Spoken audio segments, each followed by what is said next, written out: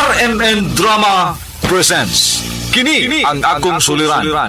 Sa bugtong tuyo nga kami makaalagad kaninyo. Among gituyo pagmugna kining maong tulumanon. Pagatambagan nila ni Dr. ni Elaine Bathan nga mutabang sa pag-iway sa mga gumunhap ug kalibo nga inyong gihambin hilabi na sa punto legal. Kinisab si Dr. Rene Obra ang kaabag sa inyong suliran. Ang akong suliran. Kini ang akong suliran.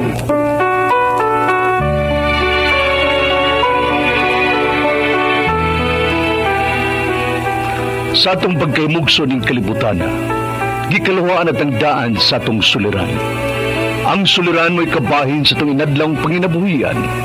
Aba na doon ay suliran nga dili mo mapasan nga ikaw ra. Nagkinahanglan kag katabang aron sa pagsulbad ni ini. Nagkinahanglan kag kahayag na mo'y mulamdag sa imong unahuna.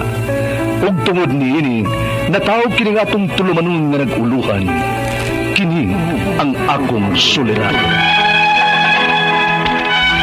Kini ang akong suliran. Mga minugbong duwa nga matapos lang sa usa ka hugna. Mga kinutlog gikan sa mga suwat sa mga minahal namong tigpaminaw. Busa kung aduna kamoy suliran nga naggumon karon sa inyong galamhan. Suwata ka na og ipadala ning atong tulumanon. Kini ang akong suliran. Aron kabuhatan ka na og duwa sa kahanginan og pagatambagan sa mga bulawanang hunahuna. Kini ang akong suliran. Kini ang akong suliran.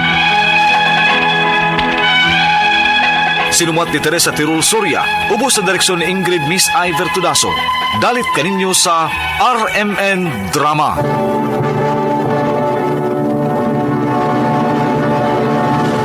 Recorded by X Thunder Gaming.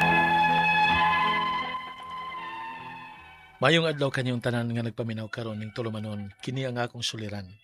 Labi na kaninyo Dr. Rene Obra o Atty. Elaine Bathan. Ingon man sa mga artista nga maghatag og kinabuhi, dini ang akong suwat suliran. Ako si Vicente, hingkod ang pangidaron. Minyo og may duha ka mga anak. Taga Bacolod City. Punto legal kini ang akong suliran. Kabahin kini sa panagbuwag namo sa akong asawa. Tuan niya ang among duha ka anak. Mao kini karon ang akong suliran. Aron inyo hisabtan, ingon ini ang mga panghitabo.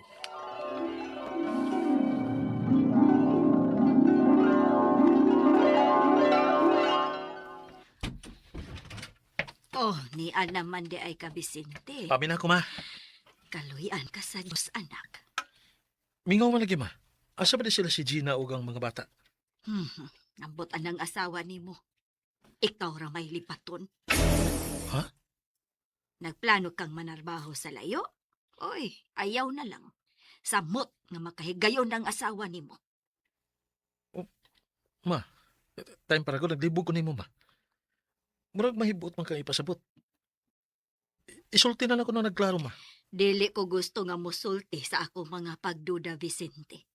Mas maayong ikaw mismo ang musuta sa akong mga pagduda. Nya unsa man ako pagkahibaw kung unsa nang imong pagduda kung dili ka musulti nako ma. Basta, panidiin ang imong asawa. Siya'y pangutan kung diin siya. Ha?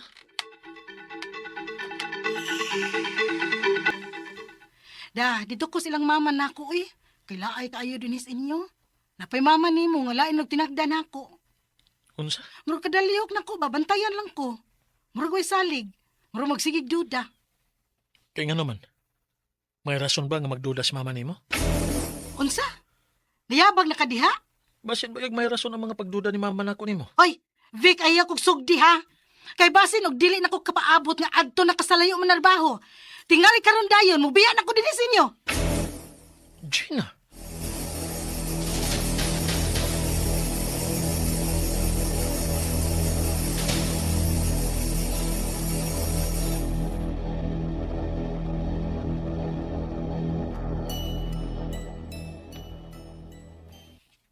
Unya, mo dayon kag panarbaho sa layo? Nagladuhan naman unta ko sa primero pa. Apan human sa gisulti ni mama nako. Udayon ko. Unsa? Mo dayon hinuon ka? Kuwang ko sa pagtuo sa pagduda ni mama pa. Kay kung tinuod pa, kanong dadon man ni Gina ang mga bata sa iyang paglakaw. Susiha lagi. Kung sayop ba mis mama ni mo. Ingna kung bagakon, may laing laki ng imo asawa.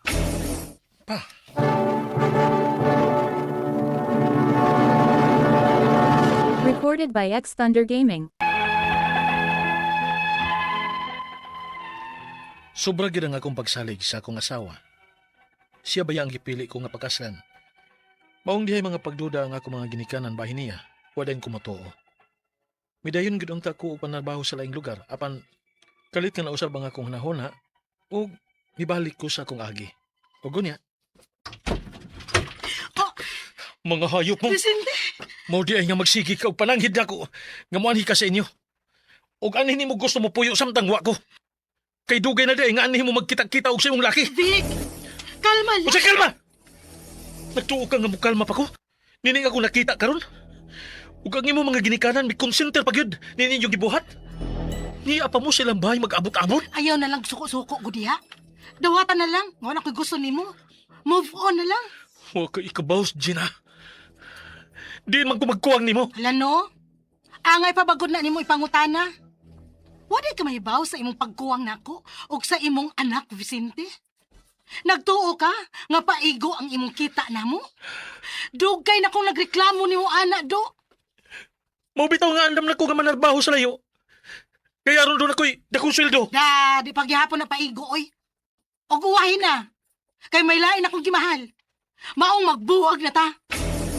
Sa, Og gari na ako mga bata. Kay dili ka makabuhi nila. Gina!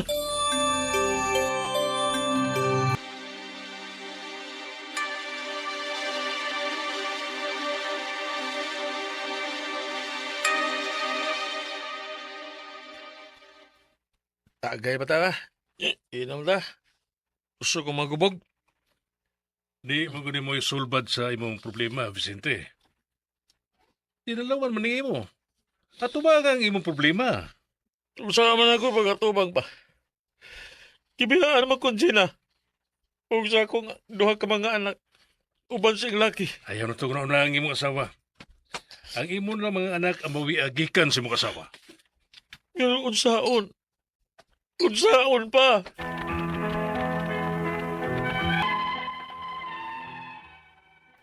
Grabe ko kadawon karon. Nga wa ko mahibaw sa angay na kong buhaton. Lami na maganing ihikog. Kaya kinsa pabiganahan nga magpakabuhi nining kahimtanga. Ang akong mga pangutana, mao kini mosunod. Unang pangutana. Kasado mi sa akong asawa ug may duha mi ka mga anak. Nasakpan ako nga may kauban siyang lalaki sa ilang bahay. Wa sila mag-sex apan samara nga ilang giangkon sa akong atubangan nga may relasyon sila. Ako ba sila makiha? Ikaduhang pangutana. Dugay na diay nga magtagbo-tagbo ang akong asawa og sa iyang laki sa bahay sa akong ugangan. Pwede ba nga iapil ako sa pagkiha ang akong mga ugangan kay tablar man nga may konsenter sila sa pagpangabit sa ilang anak? Ikatulong pangutana. Ang among mga anak gida sa akong asawa uban sa iyang lalaki. Pwede ba na ako makuha ang akong mga anak niya? Kay dili man siya maayong ihimplo nga pagkainahan. Ikaw pa to katapusan. Wala sa ko'y plano nga makigbalik sa akong asawa. Ang ako lang, ang akong mga anak. Unsa may mga pamaagi aron nga makuha ko ang akong mga anak o nga mapaway bili ang among kasal. Kana lang untang gamay lang ang gasto. Palihog tabangi ug tambagi ko. Kini ang akong suliran, Vicente. Mayong adlaw mga suking tigpaminaw kini sa Attorney Elaine Bathan og ako today ang mohatag ninyong tambag tubag solusyon kalinawan sa inyong mga pangutana, mga problemang may punto legal. Of course, kay abogada man ko pero mga medical nga mga pangutana naas Dr. Rene Obra to the rescue nga motubag anang inyong mga questions guys ha. So, di ta magduha-duha, di ta mauwaw. Kay kaning pagpadana tug suwat kana ganing pagsuwat lang ninyo daan pag-type, no, pagkuhag papel ug ballpen ni ipada ninyo. Therapeutic baya pod na kanang makagaan baya pod na sa ato ang kanang gibati ug ato ang gidala-dala maski pag wa pay tubag wa pay kanang igo nga kasulbaran no or solusyon or tambag kanang napahungaw lang nimo dako na kay nagtabang sa atong gida samot nagmatambagan ug matubag na namo inyong mga pangutana. So ipada sa suliran_612@yahoo.com or sa ato ang Facebook account nga kini ang Akong Suliran Official Writers Page. Naa sad kay postal address nga 3rd floor Jose R. Martinez Building, Osmeña Boulevard, Cebu City. Naalami hangyo guys, kay usahay ang among mga sukat nga madawat mo diretso magpangutana, ayaw mo pangutana diretso. Please ipada hatagi mi og igo nga basihan no kung asa ni nagsugod ang inyong mga problema kay di man tanan no pananglitan kabahin sa annulment di man tanan pari-parihag tubag no og tambag depende man pod sa panghitabo or mga hinungdan or sinugdanan anang inyong mga pangutana ha. So kumpleto ha please, and di mangluod kung taod pa usa madungog ang inyuhang suwat nga gipada sa kahanginan because daghan kitang madawat nga mga suwat guys ha.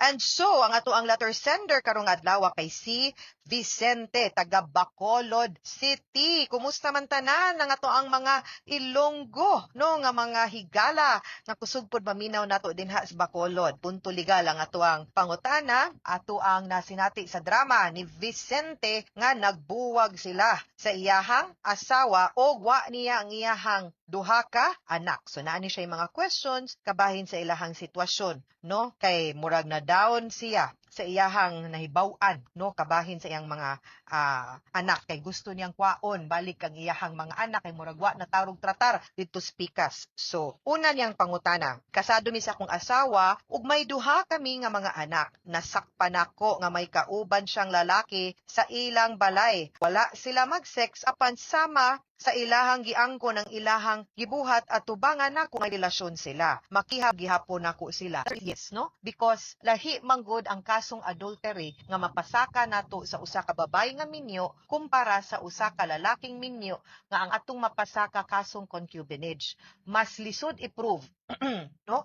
Ang mga circumstances sa lalaking minyo. Ang kaning babay ang pagpakigrelasyon mismo that can already be considered as grounds para makihaan siya og adultery og ang katong iyahang laki. Ikaduhang pangutana, dugay na di ay nga magtagbo-tagbo ang akong asawa og sa iyahang laki sa balay sa akong ugangan agoy. Hala, ni konsente pong imong ugangan di ay. Naunsa ba? Pwede ba nga akong iapil paghikiha ang akong mga ugangan kay tablara nga ni konsentir sila sa pagpangabit sa ilang anak ug ma-prove pod nato nga nasayod ang mga ginikana ni konsente pwede sa gud silang mahimong accessory to the crime, no? Kay naa man ni laing-laing level, principal, accomplice, accessory sa pagbuhat og krimen. Kay usahay naamang gyud mga krimen nga di nato kayang buhaton ug wa tatabangi sa ubang tao para mabuhat ni. So pwede siguro no magdepende pod na kung unsa poy atong ebidensya nga mapakita nga aware ang mga ginikanan ug ilang gisugtan ang imuhang asawa nga mubuhat ana. Ikatulong pangutana, ang among mga anak gidala sa akong asawa uban sa iyang laki. Pwede ba na akong makuha ang akong mga anak niya? Kay dili man siya maayong ehemplo sa pagkainahan. Ang pangutana, pila edad sa imong anak Vicente? Kay kung ang kaning minyo noon niya magbuwag, mag-decide man gyud ta og asa ang kustodiya sa bata. Ang bata 7 anyos paubos. Normally adto gyud na automatic ngadto sa mama. Kay ang balaod man gud nagtan-aw nga ang kaning mga bata labi na kanang bata pa kaayo no, gamay pa kay edad, nagkinahanglan man gyud ni sila sa pag-aruga no sa usa ka inahan. Lahi man gyud pod ang mama god no, ato sa gyud nang dawato no, lahi ang mama ug papa mugalam sa mga bata. So automatic nga adto na siya ngadto sa ilahang sa mama. Pero kung above 7 years old ang bata, mahimo gyung mupili ug asa siya, mama ba or papa. Kay ang korte dunggon pod ug respetuhon pod ang choice sa usa ka bata. Pagkapait gyud aning magbuwag no, kay ang bata ba papilion. Pero naa say mga exceptional circumstances guys ha, nga maski pag below 7 years old, kung tan-aw sa korte dili maayo no para sa development ug kaayuhan sa welfare no sa bata nga adto siya sa iyang mama, mahimo sa gyud nga muhukom ang balaod nga adto na lang siya sa iyang papa. So di sa gyud na siya hard and fast rule no, general rule rang na, pero naa sad gyud nay exceptions ha. Sumugid ni no ang iya ato ang mga problema nga dapat natong pagasulbaro niya hinaot unta nga og di na gyud mo mag-uyon og ang ako pod nga sakto pod og igo pod tong imuhang basihan nga sure gyud ka nga ma-prove nimo nga naagyoy lain no or naagyoy ka relasyon sila unya og di na gyud di lang gyud pod nato ipamugos ang ako alang na ang sakto man kong solusyon ani magpaanalta. Okay? Mga sukintig paminaw, hinaot unta nga nang may nakutlo na pagtulunan karong adlaw. Kini si Attorney Elaine Bathan. Daghan kayong salamat sa inyong pagpaminaw sa atong tulumanon. Hangtod sa sunod nga sugilanon, dinhigakon sa tuang programa. Kini ang akong suliran. Gikan sa RMN Production Center, Radyo mo Nationwide. Tatak RMN, daghang salamat o maayong adlaw.